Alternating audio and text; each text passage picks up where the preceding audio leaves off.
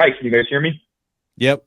Now, Go ahead. What's All your right. name? Who are you? So Where are you calling I from? put the question sort of in the comments, but basically I'm a college age kid right now, and I've got a Denon X3000, and I've got some older speakers. But one thing I was interested in is going up to a dedicated power amp. Okay. But the problem I've run into is my receiver is simply a receiver. So my question to you is, what would you recommend? Would you recommend something like using a line level output to use conversion into, like, say, like an Emotiva Base X7 or whatever power amp you choose, or save up to get a dedicated preamp processor?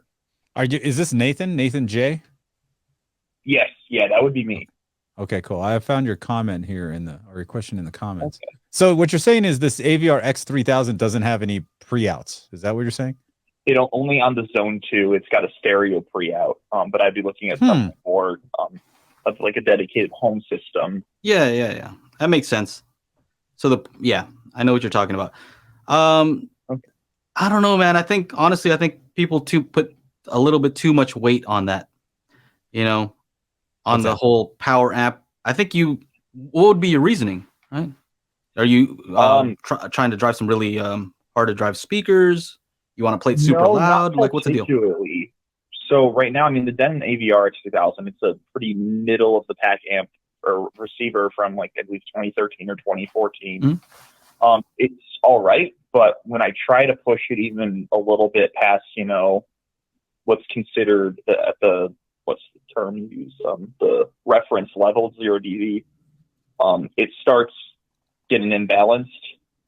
And I was looking for something. I've spent about 16 years of classically trained musical ears, so to speak. So I pick up on I'd like to say I pick up on a lot of things that a lot of people wouldn't notice. And I'm noticing when I start pushing it for, like, movies or music, that I'm missing out detail or stuff's getting distorted on the amplifier side. Okay, so for a fact it's not your speaker, like, bottoming out. Yeah, and I know they're great speakers. They're older Sony speakers. I modified them to put crossovers in them, since they didn't have a proper crossover from the factory. So I've kind of overhauled them a little bit. Okay. But I was looking at being able to push more power that's clean power. How much power is that 3000, Chana? I think it's 105 RMS. 105 RM? I highly doubt that. No sub? I'm had an interesting situation. I had a PD1000 Pro, and long story short, my roommate's ferret got stuck inside. So that subwoofer right now is whoa. Are you serious? I could send you pictures. I wish I could. But so we had to cut a subwoofer open to save the ferret's life, because the ferret got stuck in. Okay, save the ferret. Yeah. What comes in must come out, but it wouldn't come out. There's the thumbnail for this photo, for this video. Oh boy. But yeah, so long story short, ferret got stuck in the subwoofer, lost the subwoofer. So right now I'm running it as a 5.0. Okay. All right. So yeah, whatever they say for a 2-channel rating, 100 watts or whatever, when you're running 5 channels, I doubt you're getting that. No. Getting close to that. So but what you're trying to say is you want to try and get. So I've heard people ask this before. They have these line level to RCA converters, right? And then they're going to run that into the amplifier. Is that what you're talking about? Yeah, that's like an old school car audio thing, right? Take the speaker out. Yeah, like a car line level output, and use that to run RCA into a power amplifier to have cleaner power. I'm just not sure, because I'm not exactly a professional. How much dirtier is that line level output going to be? Yeah, see, that's the thing. Like, if you want to have a more pristine audio signal going to something that you're then going to amplify, I probably would get a receiver that has pre-outs instead of going that route. Okay. A pre-pro. So like somebody said, Nathan, buy a Denon 3700H. That's like the newest one, the X3700H. If you can find a 3600H, that would work too. But I would say, yeah. okay, I have a question. Did you have an issue when you had the sub, or is this since you got rid of the sub or whatever you had to do to it, and No, you're this running everything was full range? something I noticed before I had the sub. You And something I noticed during the sub. It was consistent. I like, hey, when this receiver, I start pushing it, it really starts showing some stuff that I don't like, and my ears don't like it, and I want to get something that my ears will be more satisfied with. Yeah, I can't get over the ferret thing. I'm Is it in the treble region where you don't like the sound? Mid range, where bass? It would be actually in more the mids that I'm not a fan of the pounding. I have a feeling. Are you sure? I would try some different speakers first, right? Because that's the first thing that I would want to do. I'd want to try some speakers that are known good speakers, I guess you could say. Well, yeah, and then that's fair. I have an older Toshiba, one of those older like low power rated amps, but it sounds significantly better. I really like the sound that plays out of it with the modified crossovers. Do you have sorry. Oh, do you have like Odyssey or anything running? Yes, I do have Odyssey turned on. I tried disabling it. That's what led me to believe it's just something inherent with the amplification system inside the Denon receiver. Okay. Yeah, so here's an experiment I'm doing, Nathan, is I actually, in my living room, I have an NAD T778, right? $3,000 AVR, but I'm only using 2 channels because I don't have room to put rear speakers. So 2.1, I have 2 channels and a sub, right? And so I thought to myself, wonder what would happen if I just use this like inexpensive Class D amp, right? Little tiny amp, right? I have some floor standing speakers and I cut them off at 70 hertz and I'm using the sub. I DSP'd them, right? And that's an upcoming video I have.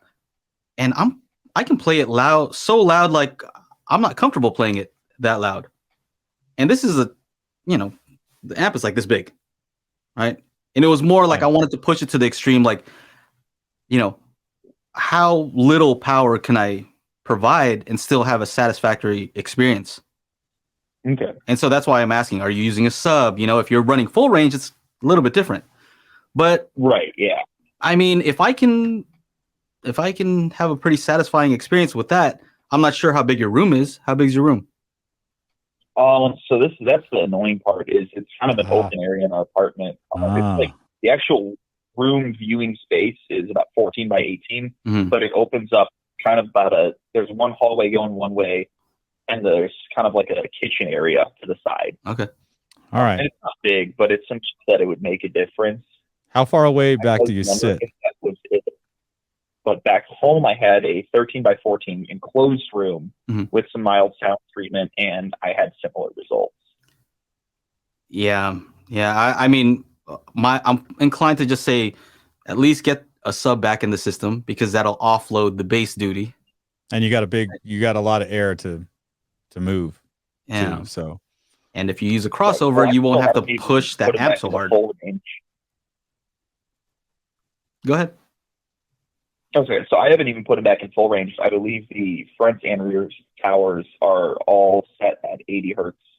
And I believe I have the center channel at 100 hertz for low pass filters. Yeah, I don't know.